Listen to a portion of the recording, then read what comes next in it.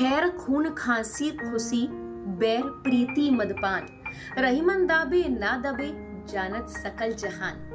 रहीमदास जी कहते हैं 7 बातें ऐसी हैं जो किसी की लाख कोशिशों के बावजूद भी छुपी नहीं रह पाती। ये 7 बातें हैं खैर मतलब सेहत, खून मतलब कत्ल, खांसी खुशी, बैर यानी दुश्मनी, प्रीति यानी प्रेम और मदपान मतलब शराब का नशा। इन बातों को आप लाख कोशिश कर लें कि जाहिर नहीं होने देंगे, लेकिन ये अचानक जाहिर हो जाती हैं।